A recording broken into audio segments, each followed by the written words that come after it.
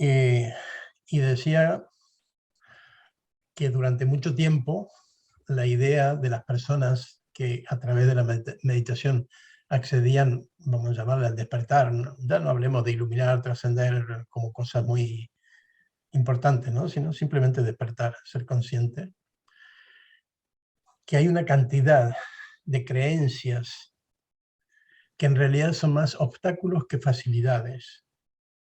Y entonces eso le llamaban los mitos que existen respecto de la meditación, ¿no? o de los logros de la meditación. Entonces enumeré algunos, incluso me hice un machete para no olvidarme, porque son todos importantes o por lo menos dan una idea del tema, ¿no? Entonces, por ejemplo, decían que este tema del despertar, ¿no? Es algo un poco excepcional, ¿no?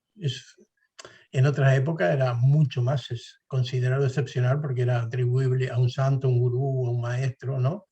Eran los que tenían la oportunidad y la posibilidad de trascender, de despertar, no era para cualquiera. Eran para seres especiales, muy ilustrados, muy, digamos así, con mucha disciplina. Y en realidad eso es un mito, o sea, el despertar es una experiencia que es posible en la condición humana. Nada más que eso, es posible en la condición humana. A cualquiera. Cualquier persona lo puede hacer. Ahora, no todo el mundo que pueda acceder al despertar es consciente de ese despertar. Y ahí está un poco la dificultad, ¿no?, de este tema concreto. Por ejemplo, personas que tienen patologías psiquiátricas, es muy difícil, una esquizofrenia, por ejemplo, es muy difícil que esa persona tenga acceso a una experiencia de despertar, aunque la viva, no puede ser consciente de la experiencia. Incluso cuando se habla de los locos, de los manicomios, hay muchas personas despiertas en esos ámbitos, porque se han liberado tanto del condicionamiento mental, de las estructuras culturales, tradicionales, se han liberado tanto que esa libertad a la que acceden, ¿no?, que no les importa absolutamente nada, pero nada de nada, o sea, les permite acceder a experiencias de despertares, pero claro, su situación neurológica no le permite ser consciente. Es como en un momento dado no puede decir, he tenido una experiencia. No, o sea, la viven pero no saben lo que le ha pasado, ¿no? Estoy hablando de este tipo de patologías. Pero, por ejemplo, sí, esto se afirma cuando se comprueba que hay muchas personas que tienen experiencias repentinas, que se llama. Es decir, de pronto, en un momento dado, hay una desconexión, ¿no?, de esa estructura mental que te hace pensar y que te permite, a partir de esa espontaneidad, ¿no?, de ese fenómeno que significa la desconexión de la mente, de tener una percepción tal cual es un despertar repentino. La persona empieza a percibir lo que antes la mente interfería nombrando, describiendo, interpretando, y ahora la percepción se detiene. ¿Por qué? No se sabe, pero se detiene y es una percepción pura, ¿no? Y a eso se le llama despertar. Lo que pasa es que muchas personas no saben de qué se trata. Hay personas que con esa experiencia un poco se despistan, un poco temen y no siempre lo viven como algo agradable, ¿no? Entonces hay personas que buscan experiencias. Hay algunos libros que relatan esas experiencias y personas que después de esta experiencia han tenido que ir a psicólogos, a psiquiatras, para ver qué les pasaba. Para ver qué les pasaba, porque era totalmente diferente, no anormal, diferente de lo que estaba viviendo el día anterior. El problema es que estas personas, psicólogos, psiquiatras, al no tener experiencia, no pueden orientarlos. Al contrario, están más para decirle, mira, tienes un problema serio, vuelve a lo anterior, porque lo anterior era lo normal, ¿no? Es un poco la concepción de la psicología y la psiquiatría. Pero bueno, el primer mito del que venía mencionando es ese, ¿no? No es excepcional, no es extraordinario, es todo lo contrario, es ordinario, es natural, es una posibilidad que cualquier persona puede tener. Eso es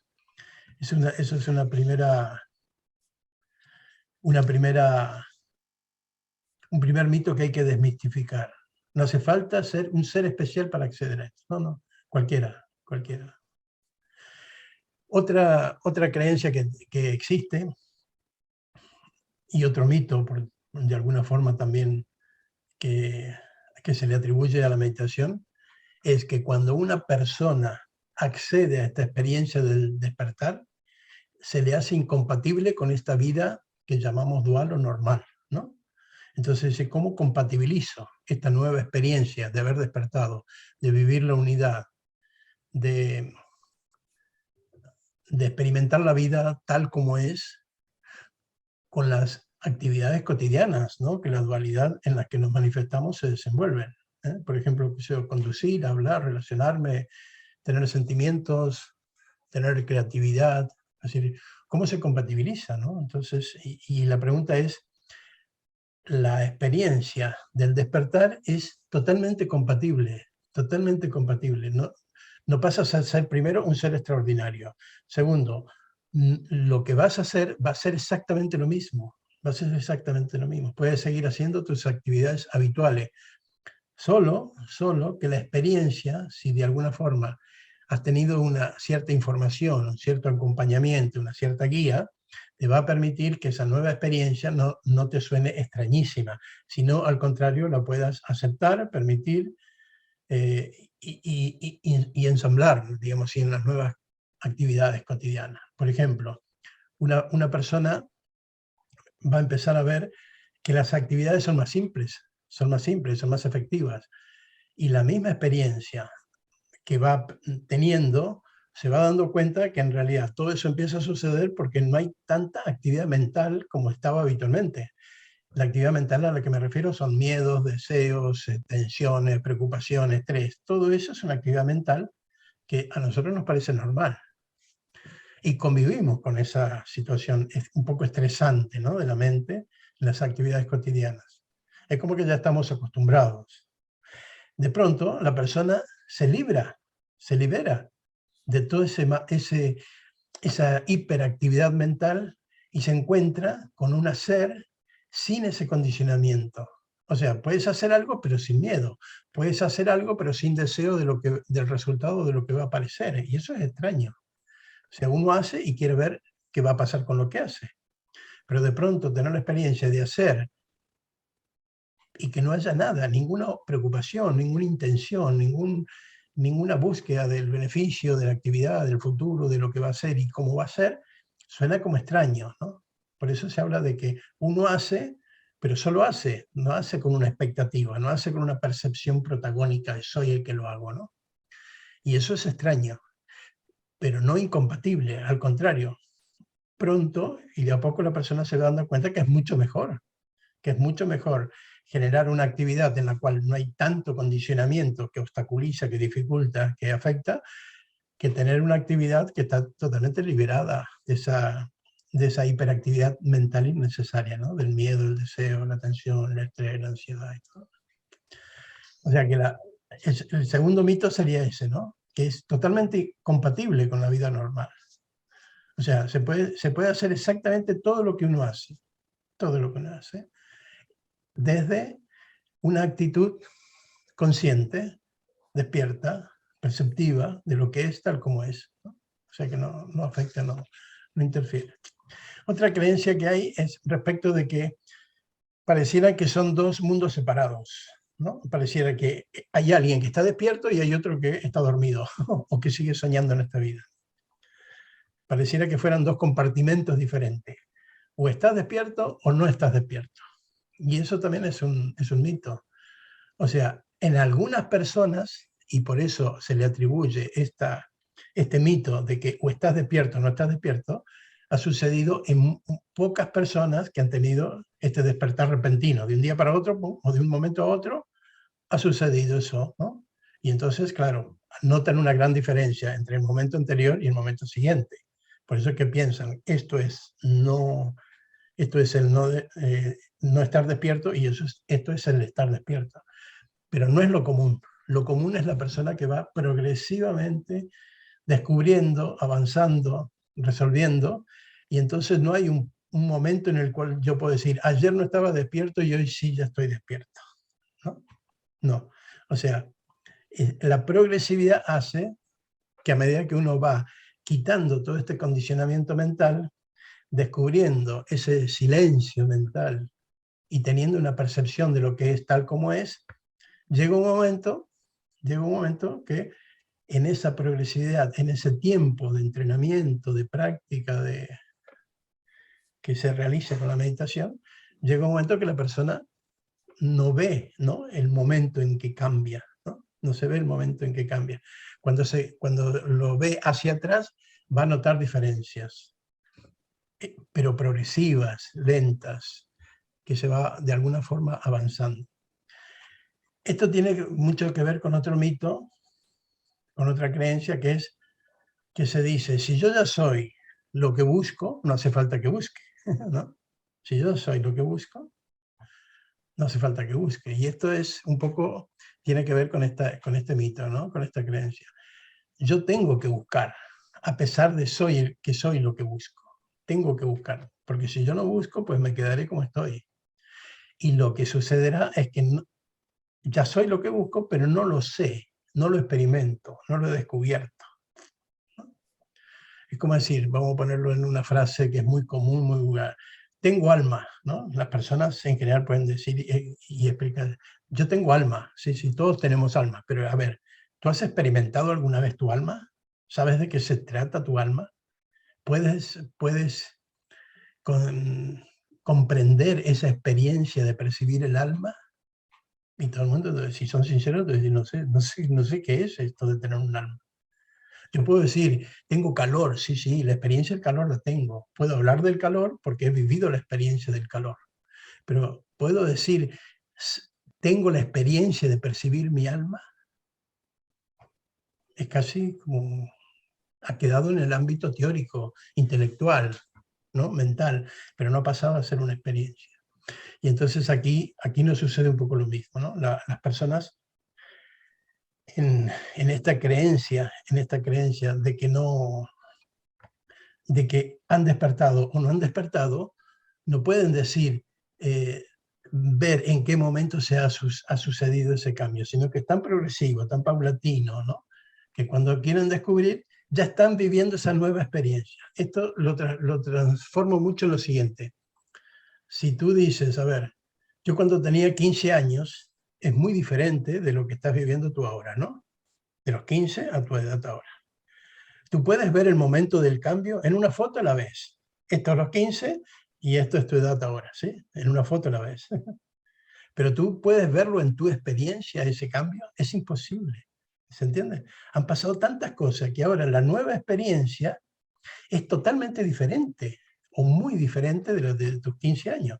Sin embargo, no puedes decir, en este momento cambié, en este momento cambié. Han habido hitos, situaciones, pero no han sido exactamente lo que te han producido el 100% o la mayor cantidad del cambio, ¿sí? Esa es un poco la idea.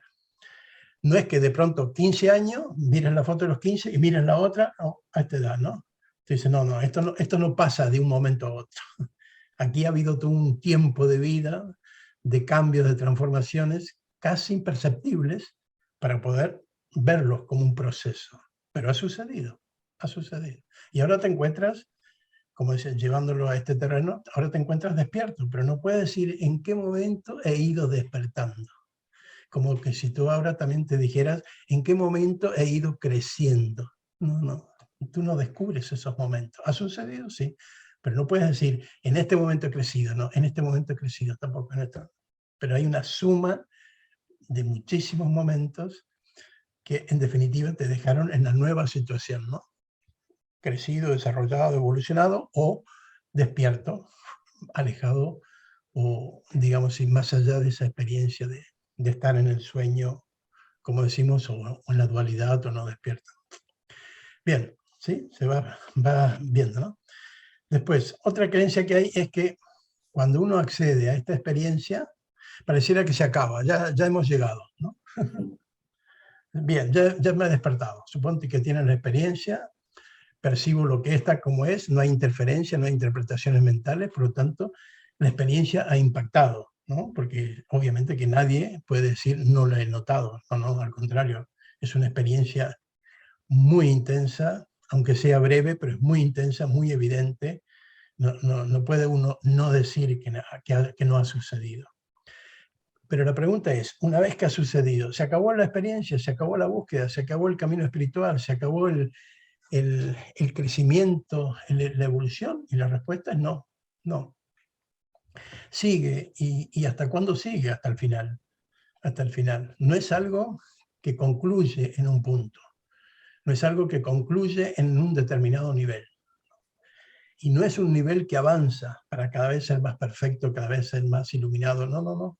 No es un nivel de más.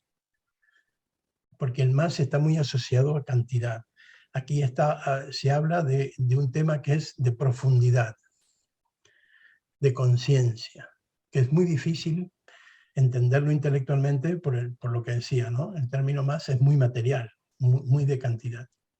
Es como lo que llaman en el tiempo, ¿no? El tiempo cronológico es un tiempo de minutos, segundos, horas, días, un tiempo cronológico, ¿no? Es un tiempo que lo vemos, lo medimos y podemos hablar de más tiempo, de menos tiempo, de mucho tiempo, de poco tiempo, y ahí vemos cantidades.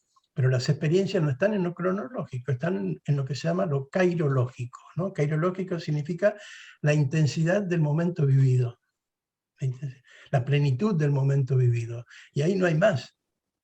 Es intensidad, es plenitud. Le podemos usar la palabra más plenitud, pero no podemos decir menos plenitud o más plenitud, porque es como decir más lleno o menos lleno. Si está lleno, no hay más lleno. Si está lleno, no hay menos lleno, ¿no? Son como esas contradicciones lingüísticas que hay. Y acá pasa un poco lo mismo. O sea, cuando se ha vivido la experiencia en este sentido cairológica, no hay más plenitud. Es eso. Es una experiencia que ha sido total, ha sido plena. Lo que pasa es que el siguiente momento va a ser diferente. No es más, el momento es diferente y puede ser nuevamente pleno, nuevamente intenso, nuevamente total. Y eso es lo que decimos. ¿Hay un final? No, no, porque el siguiente momento no va a ser el mismo. O sea, necesito la experiencia nueva. Necesito que esto me permita acceder a todas las experiencias que voy a vivir. Por lo tanto, no hay un final. No es para decir, he llegado, me relajo y ya se acabó todo, ¿no? Es un constante, sí. No de esfuerzo, no de sacrificio, sino de conciencia, ¿no? No de más, sino de estar, de ser. Otro tema que también es otro mito es que cuando se llega a esto, que como decía, que no es un final, pareciera que se llega a un estado de felicidad, de bienestar, como diciendo, bah, listo, hemos llegado a la felicidad, a la gloria, al éxtasis. Y hay mucha creencia de que todo esto te lleva a esa situación, ¿no? Plena, feliz, exitosa, no vas a sufrir más, no vas a ser más infeliz, solamente vas a ser glorioso, fantástico, maravilloso. Y en realidad no, a pesar de haber vivido la experiencia del despertar, haber vivido la experiencia de la trascendencia, aparecerán momentos de crisis, de conflictos, de sufrimiento, aparecerán. ¿Y por qué aparecen? Porque todavía hay un proceso psicológico del que no nos podemos desprender. Es decir, yo trasciendo el yo, pero al yo lo voy a seguir utilizando siempre. Siempre. O sea, el yo no puede desaparecer de mi experiencia de vida. Porque yo puedo, digamos así, desprenderme totalmente del yo, pero me tengo que ir a una cueva donde ya no me relaciono más, donde ya no dependo más, donde ya no me activo más, y eso es imposible. Si vivimos en una sociedad, el yo es imprescindible. Tú no dejarás de ser Alex, y Alex es tu yo. Alex es tu yo. Entonces, listo, no, soy conciencia, soy todo, soy lo que soy. Sí, por eso que soy, le he puesto el nombre de Ale y uso el nombre de Ale, y el beneficio de ser Ale para el relacionamiento, para la vinculación, más para los papeles legales y para un montón de cosas, ¿no? Para dar fe que este documento que dice Ale es este que está aquí. Es decir, no puede desaparecer el yo. Y si todavía utilizamos ese yo en los vínculos sociales, familiares, económicos, en este mundo todavía terrenal, el yo tiene sus secuelas psicológicas, porque si estuviéramos de alguna forma todos despiertos, sería mucho más fácil la suspensión de los conflictos. Pero resulta que uno puede no tener tanta contaminación, pero se relaciona con otros que también están muy contaminados. Y entonces es muy difícil digamos, y tener una liberación total de conflictos, de tensiones, de preocupaciones, de sufrimiento. Quedan mucho menos, pero quedan, pero quedan. Si te relacionas con personas mucho más conscientes va a ser más fácil. Si te relacionas con personas muy inconscientes va a ser muy difícil. Y te va a resultar, como la experiencia que tuve y aquí me estoy trabando, aquí estoy, ¿no? Estoy todavía en conflicto, en tensión, en sufrimiento. Por lo tanto, eso de pensar que llegas y la felicidad ya se instaló, no. O sea, vas a estar muchísimo mejor que antes. Eso va a ser una comprobación. Pero no hay una felicidad absoluta, estable y definitiva. No, no, no es así. Muchas personas piensan que se llega a ese estado de éxtasis y ya se toca el cielo con las manos. Lo tocarás un momento, pero rápidamente vuelves por la misma gravedad, ¿no? de la condición humana, vuelves a cierto infierno y a cierto conflicto y a cierta tensión.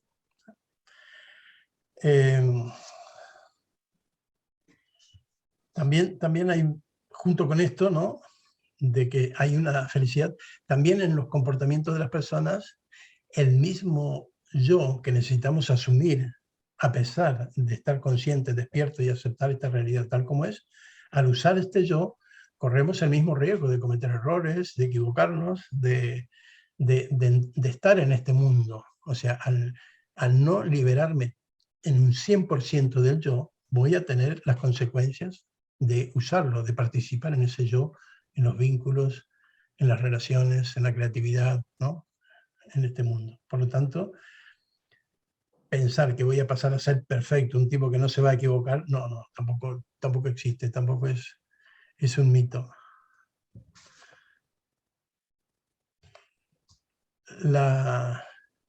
Otro mito que hay, otra creencia que a veces se equivoca, es pensar cuando la persona, si el yo tiene una tendencia competitiva, agresiva, compulsiva y todas estas características psicológicas que le damos, una vez que nos hemos liberado de este yo, pero nos hemos liberado en el sentido que no dependemos de él, pero sí que lo usamos, ¿no? Por lo tanto, cuando lo usamos, pues corremos el riesgo, ¿no? Como decía también, de equivocarnos. Pero también existe la otra parte que dice, si yo ya me libero del ego, me libero del yo, pues no me preocupa nada. No me preocupa este mundo. Va a haber sufrimiento y a mí no me afecta. Va a haber, no sé, situaciones muy estresantes y a mí no me afectan. Es toda una ilusión. Y en realidad, no, sí que va a afectar, sí que va a alterar.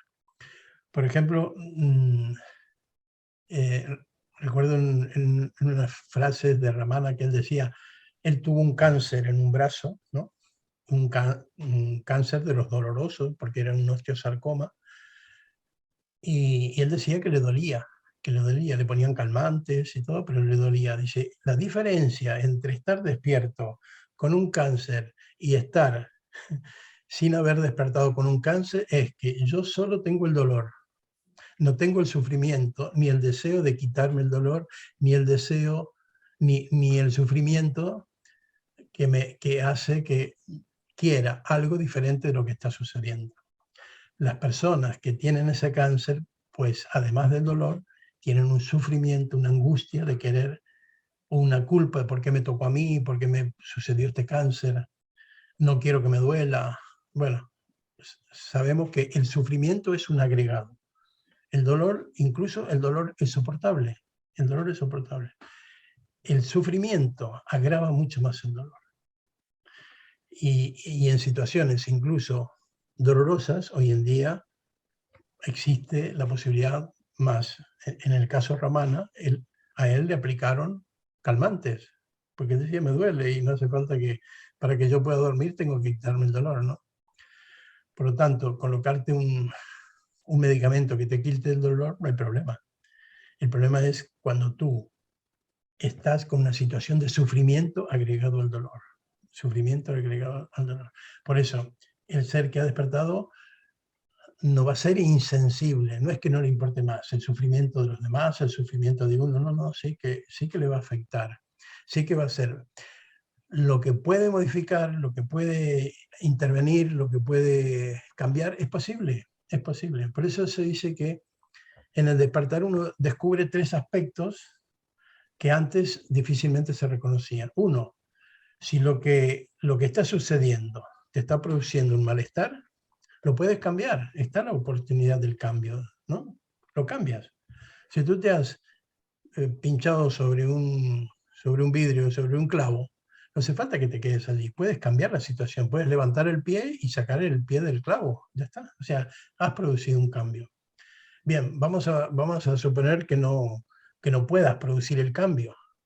Lo que puedes hacer es alejarte de la situación. En este caso el clavo no, pero de una situación, estás en una discusión y tú dices, pues lo mataría todo, haría esto, haría aquello, pues me puedo ir. O sea, yo no voy a cambiar, ¿no?, la forma de pensar, de creer, de resolver la situación de los demás, pero tengo una opción en mí. Me alejo y resuelvo de alguna forma el proceso. No lo puedo cambiar, por lo tanto me puedo alejar. Y la tercera, si no lo puedo cambiar y no me puedo alejar, la otra es la que realmente es la más compleja, pero también muy efectiva, que es lo acepto, es lo que es lo que es. Pero para eso es necesario ver que nos movemos en unas situaciones de conflicto, de tensiones, de preocupaciones, de diferencias, ¿no? Y el mundo es así, por lo tanto no es que yo sea un ser insensible, que pase lo que pase, el mundo sufre, a mí me da lo mismo, yo estoy en paz conmigo, ¿no? No es esa la situación a la que se llega, no es esa la situación a la que se llega. Otra creencia es a esto mismo de ser un poco indiferente, ¿no? Porque yo ya estoy iluminado, estoy trascendido, he despertado, ya a mí no me afecta nada ni nadie. La otra es que las personas a partir de ahí pasan a un estado de pasividad, ¿no? La típica imagen de alguien que se va a pasar la vida sentado meditando, ¿no? Y ahí quedará, ¿no? No, la vida es activa, la vida es dinámica, la vida es un participar constante en todo. Por lo tanto, la idea de que existía antes, de que una persona que se sienta, que no se mueve, que cruza los dedos y que respira profundo, eso es una utopía y es una imagen tipológica, pero no es la realidad, ¿no? O sea, es más activo una persona trabajando, consciente trabajando, que una persona sentada en India, por decir un país donde hay mucho de esto. Como en Occidente se tenía esta idea, ¿no?, de que los meditadores eran personas que cerraban los ojos, que cruzaban los dedos, que estaban en silencio inmóviles durante horas y horas, pues ellos practicaban esa habilidad y la lograban. Entonces se sentaban y después los turistas les sacaban 50 fotos, ¿no? O sea, entonces, y le dejaban las monedas. Bueno, como aquí una persona que también, ¿no? O sea, se saca alguna sola lesionada de su cuerpo, la muestra y la gente le da moneda. O sea, no es una habilidad, no es una capacidad, no es un efecto de la meditación. No, para nada. Una persona puede estar trabajando, pasa totalmente desapercibida y puede estar mucho más consciente, puede estar mucho más despierta que esa persona que quizás tiene la habilidad de quedarse quieto, entrar en respiración profunda, cruzar los dedos durante 2 o 3 horas y hacer un efecto estatua, ¿no? O sea, esa imagen, ¿no?, del meditador, que también es un poco absurda.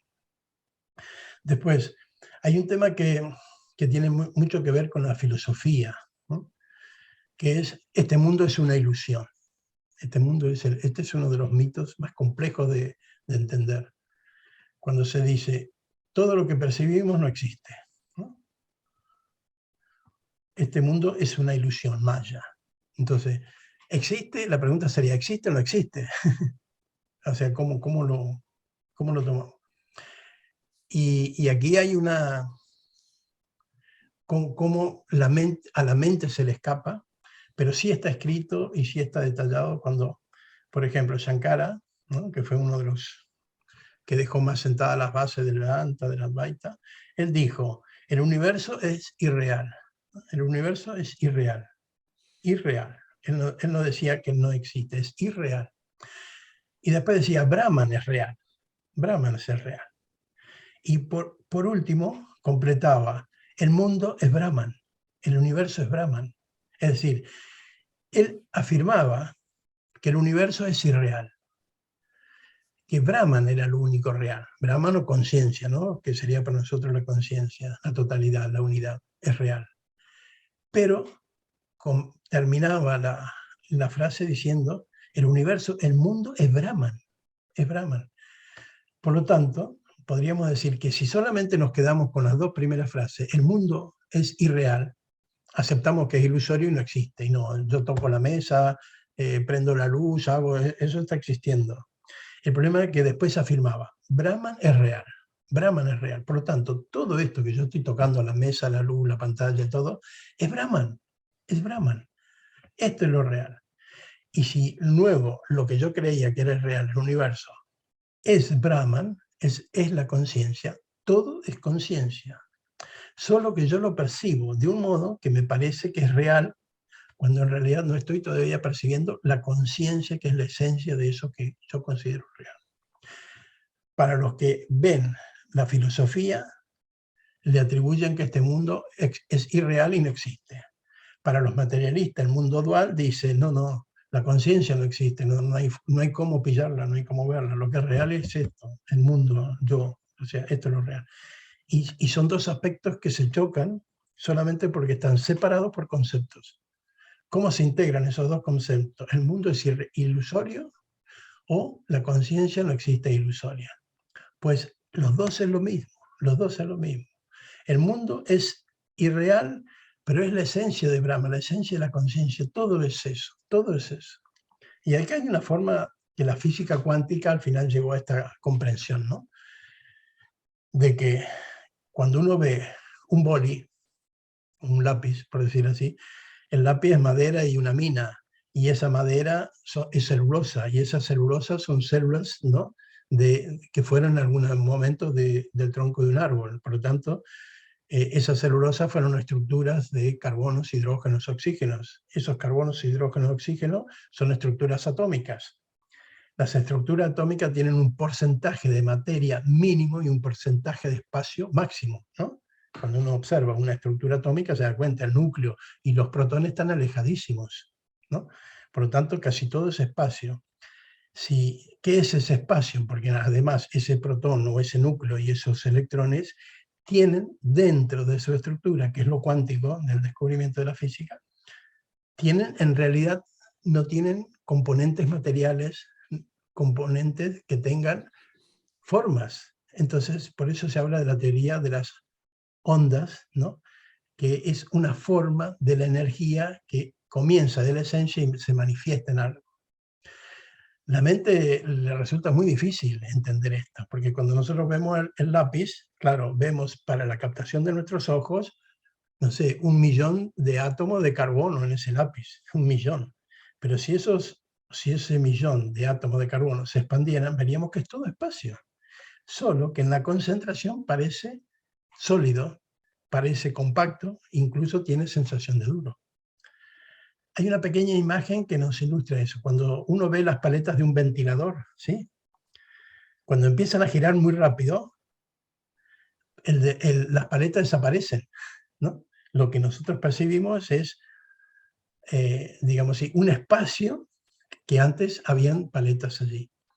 Si a su vez las paletas giran muchísimo más rápido, porque una paleta de un ventilador normal puede tener 1000, 2000 revoluciones por minuto, pero imagínate 50.000 revoluciones por minuto. No hay forma de que el lápiz o que algo entre en el espacio, porque entre una paleta y otra a 50.000 revoluciones por minuto no hay oportunidad que nada entre. Se manifiesta dureza cuando en realidad no es dureza. Le bajamos las revoluciones y la ponemos a 100 revoluciones y en un momento dado, ¡pum!, un lápiz entra entre dos paletas, track, y se trabó las paletas, ¿no? O lo ponemos no sé, a 100.000 revoluciones por minuto.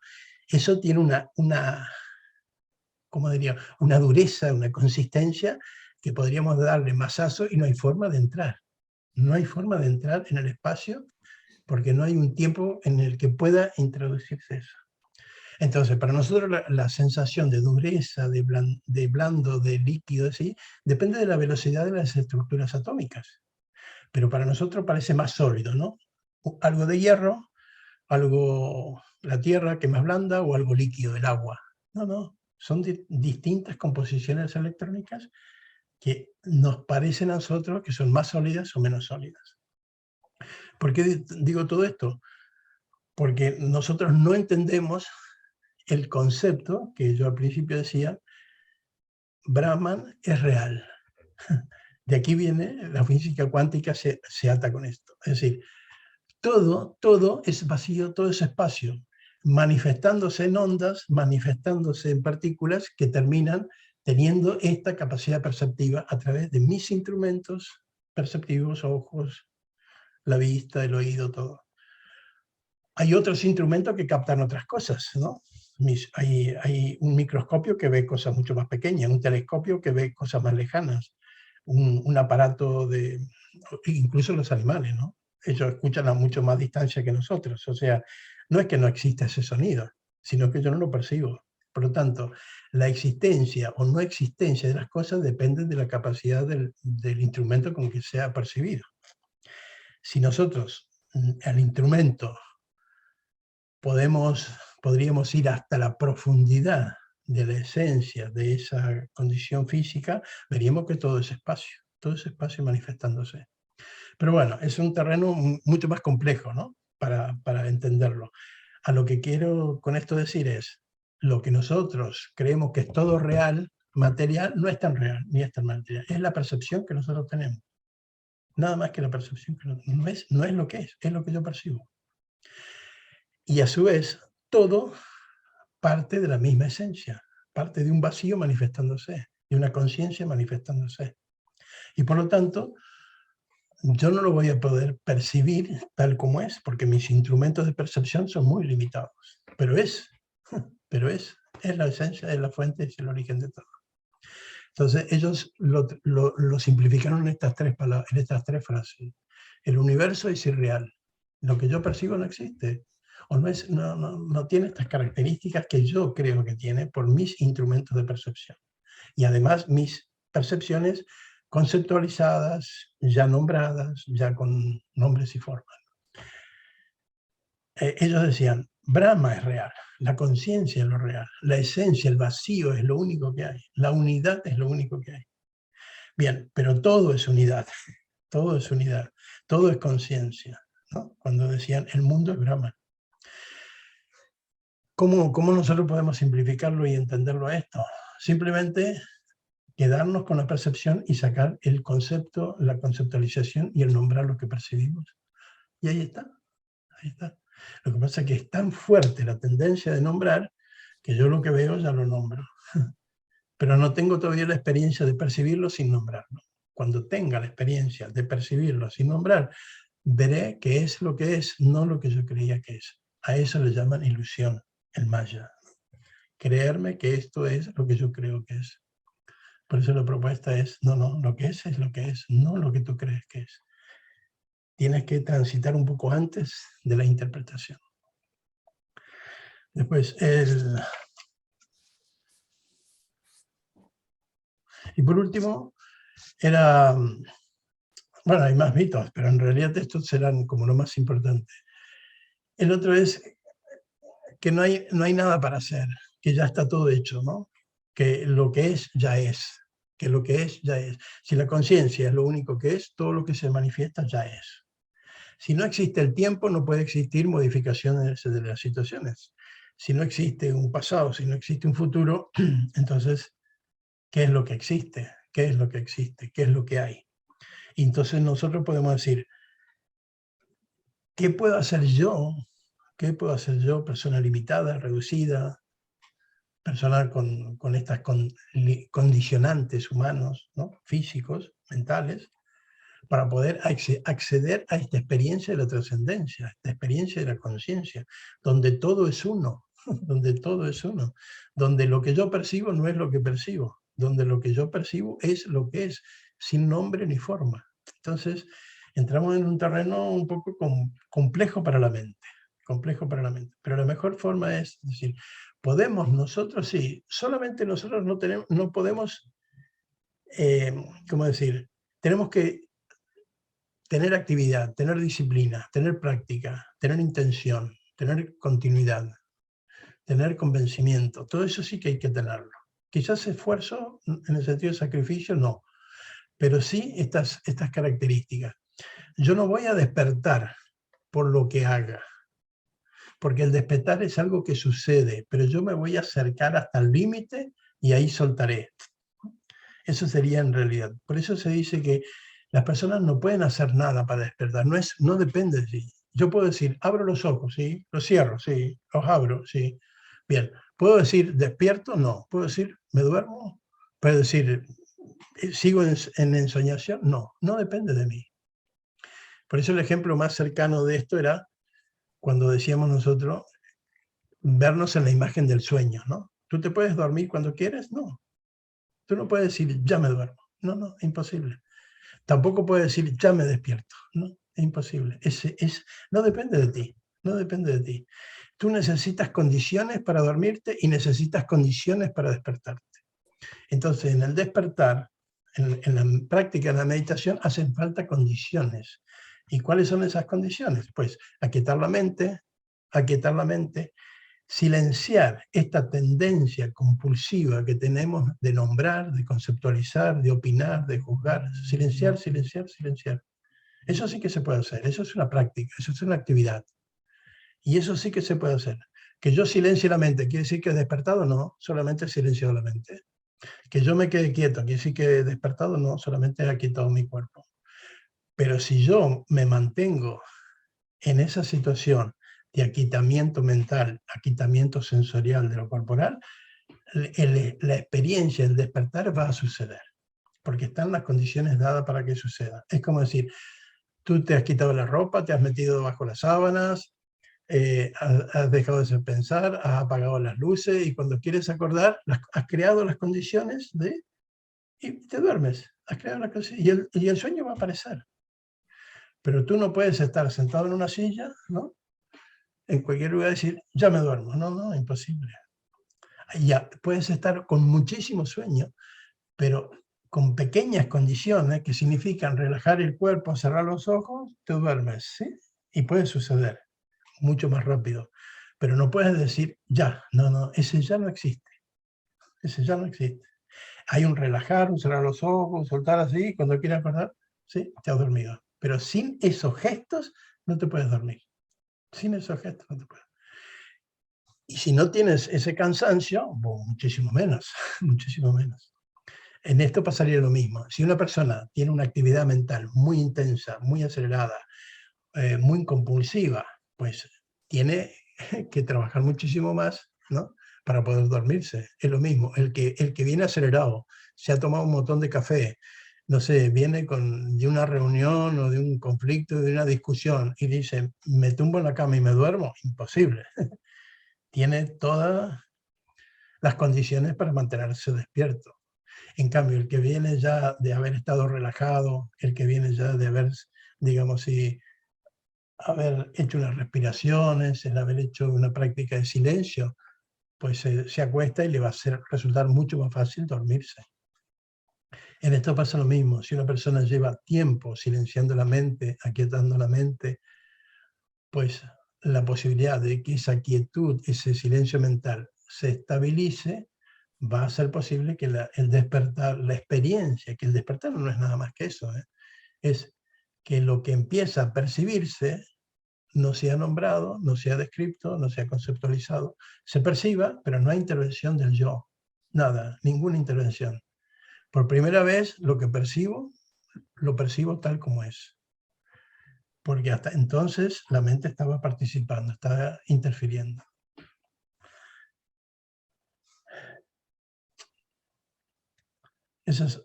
Todos esos mitos son obstáculos. Creer que hay que ser extraordinario, creer que yo puedo lograr despertar cuando quiero y como quiero, ¿no? Creer que cuando despierte voy a ser el tipo más fantástico que existe, ¿no? Creer que porque despierte voy a pasar a tener una felicidad absoluta que me van a envidiar, no, no. Creer que voy a ser insensible ante este mundo con las cosas que pasan, no, tampoco. Creer que voy a poder, digamos, no cometer más errores, no cometer ninguna equivocación, voy a pasar a ser un perfecto. No, no. O sea,